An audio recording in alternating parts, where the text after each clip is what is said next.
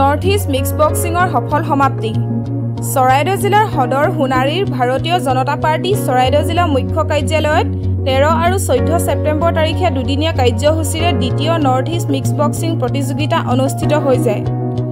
উত্তৰ পূব ভাৰতৰ কেইবাখনো ৰাজ্যৰ প্ৰায় 2 শতাধিক খেলুৱৈয়ে অংশগ্ৰহণ কৰা প্ৰতিযোগিতাত অসম দলে শ্ৰেষ্ঠ দলৰ খিতাপ আৰু নাগালেণ্ডে দ্বিতীয় শ্ৰেষ্ঠ দলৰ খিতাপ অৰ্জন কৰে।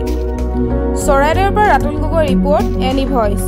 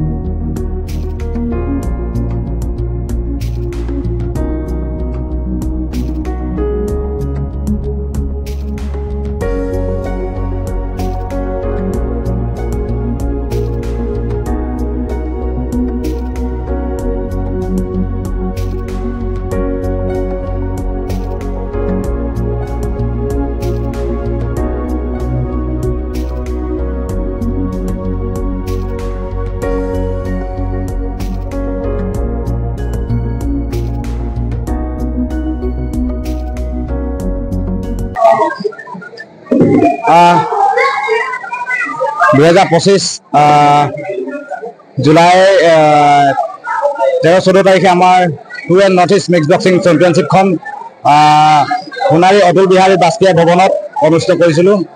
ইয়াতে আমাৰ নৰ্থ ইষ্ট অৰুণাচল, ত্ৰিপুৰা, মণিপুৰ, নাগালেণ্ড এনেকৈ কৰি আমাৰ 4-5খন ষ্টেট পাৰ্টিচিপেট কৰিছে।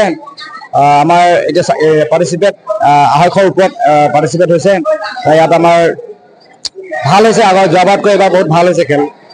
আশা কৰোঁ আগলৈ আৰু ইয়াতে ভালদৰে অনুষ্ঠান কৰিব পাৰোঁ খেলৰ, আৰু আশা কৰোঁ ছাত্ৰ ছাত্ৰীসকলকো ভাল হয় খেলত, তাকে আশা কৰোঁ।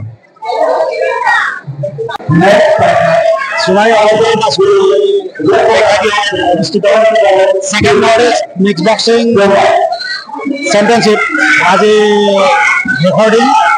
ইয়াত যথেষ্ট ষ্টুডেণ্ট হৈছে, প্ৰায় 150-200 ষ্টুডেণ্ট হৈছে। ত্ৰিপুৰা, নাগালেণ্ড, অৰুণাচল, লখিমপুৰ, প্ৰায় অসমৰ ষ্টেট, 2টা আদাৰ ষ্টেটৰ যথেষ্ট প্লেয়াৰ আহিছে। খেলখন সুচাৰুৰূপে আমাৰ পৰিচালনা হৈ আছে। মূল গগৈ আমাৰ জেনেৰেল প্লেয়াৰ আছে, তেওঁলোকে বিশেষকৈ সমূহ ছাত্ৰ ছাত্ৰী অভিভাৱক তথা আমাৰ বন্ধু বান্ধৱসকল সকলোকে আমি সুচাৰুৰূপে খেলখন পৰিচালনা হৈ যাব বুলি আমি আশা ৰাখিছোঁ। আগন্তুক দিনসমূহত আমি জুলাই মাহত এখন গেম আমি আয়োজন কৰিম বুলি সকলোৱে আলোচনা কৰোঁ। সেই বিষয়ত আমি এটা দিশত উপনীত হ'ম। আৰু অনাগত দিনসমূহত আমাৰ মিডিয়া প্ৰকাৰে সকলো মিডিয়াসকলে সহায় কৰিব লাগে।